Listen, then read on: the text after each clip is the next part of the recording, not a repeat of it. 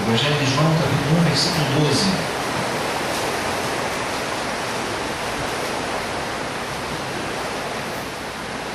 Diz assim a palavra do Senhor: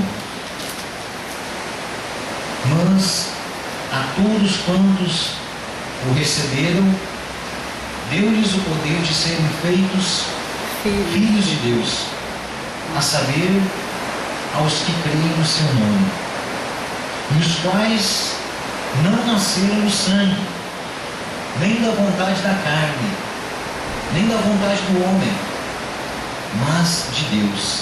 Amém? Amém. Vamos orar a Deus. Pai, Sim, sim. nós te damos graças a Deus por essa noite, nós te damos graças pela tua palavra. Sim.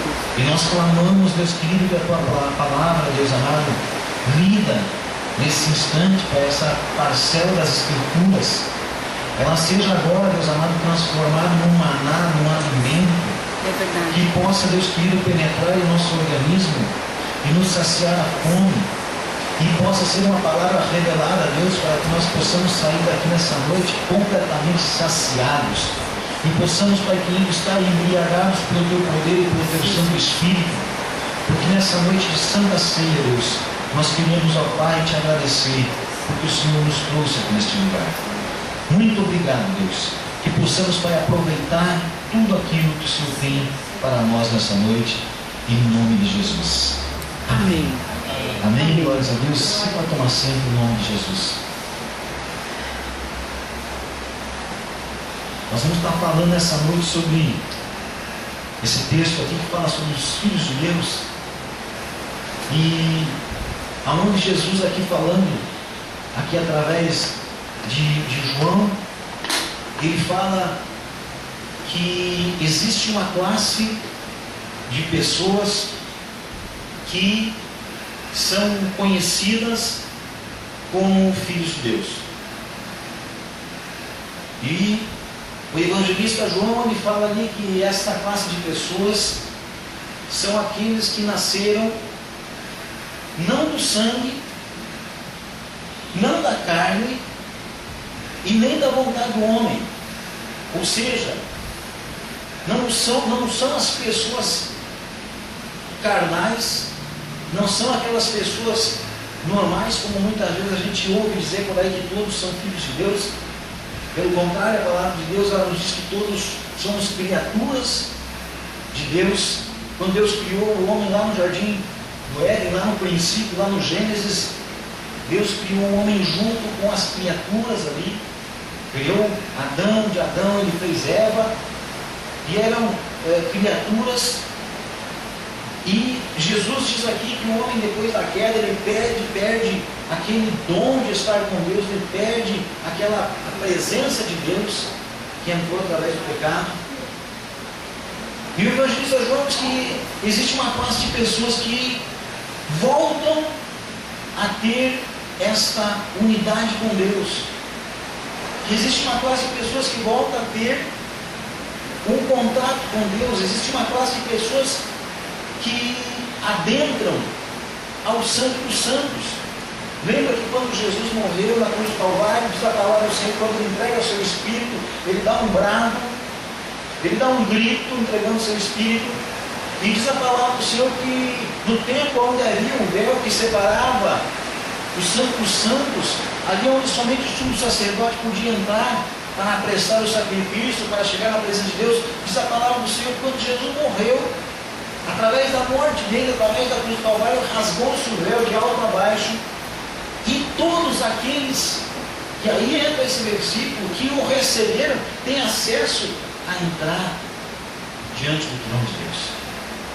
Não é toda criatura que tem, mas sim diz aqui que existe uma classe especial de pessoas que podem adentrar na presença do Santo dos Santos, que podem conversar com Deus em nome de Jesus, que podem receber a presença de Deus, que podem ter essa unção, que podem ter essa liberdade com Deus. O apóstolo João aqui ele diz que existe uma classe de pessoas. E essa classe é aqueles que o receberam. Nós encontramos em alguns textos da palavra do Senhor escrito que ele veio para os seus, mas os seus não o receberam.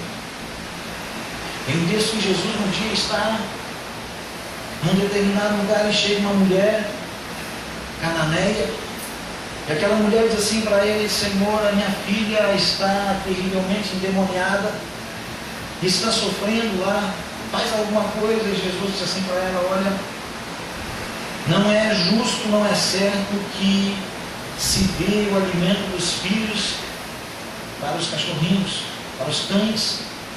E aquela mulher diz assim para ele: mas mesmo os cachorrinhos se alimentam com as migalhas que caem da mesa dos filhos. Em outro texto diz das crianças.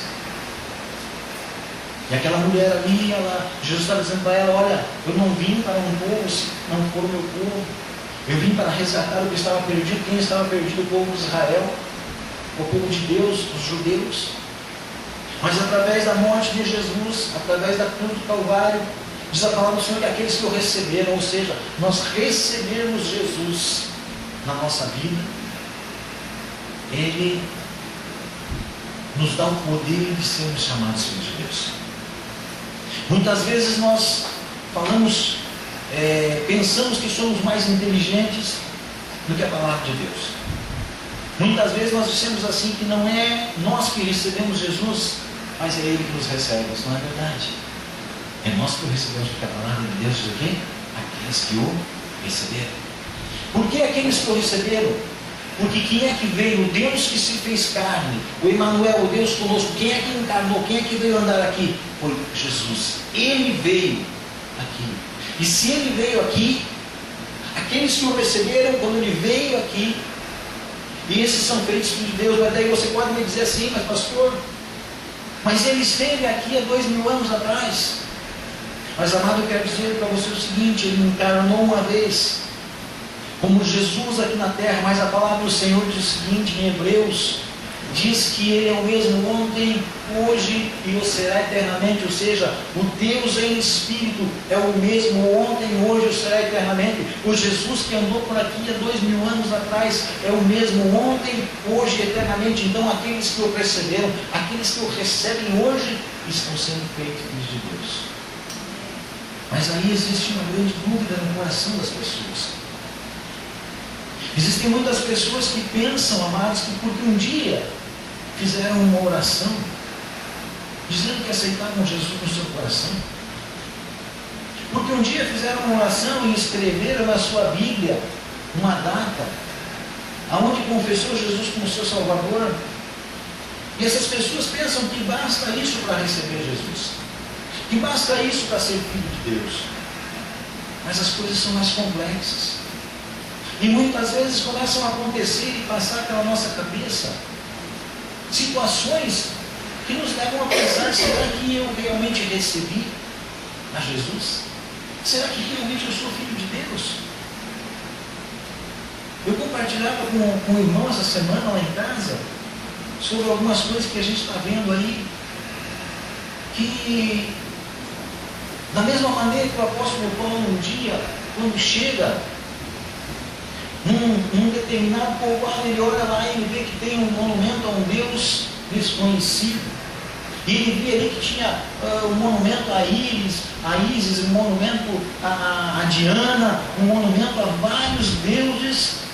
E lá num determinado lugar havia um Deus, um monumento a um Deus, e está escrito: ao Deus desconhecido. E o apóstolo Paulo diz assim: eu vim falar para vocês sobre esse Deus desconhecido de vocês. Esse Deus que faz milagres, esse Deus aí que opera milagres. Eu vou falar sobre esse Deus que é desconhecido de vocês. Amados, eu quero dizer para vocês o seguinte: se o apóstolo Paulo passasse hoje pelas igrejas, com toda certeza ele poderia entrar dentro das igrejas e dizer para vocês: eu vim pregar para vocês hoje aqui sobre o Deus desconhecido. Porque existe um Deus que está sendo pregado dentro das igrejas, que é o Deus da prosperidade. E se nós formos olhar o Deus da prosperidade lá do Antigo Testamento, era Mamon. E hoje é pregado dentro das igrejas o Deus da prosperidade. Então o apóstolo Paulo chegaria para a igreja e dizia assim: olha, eu vim aqui pregar sobre o Deus que vocês não conhecem, o Deus desconhecido. Aí ele poderia chegar e pregar sobre o Deus desconhecido para aqueles que somente formulam na sua mente, somente buscam um Deus de cura. E naquela época havia também Aqueles deuses que eram buscados para a cura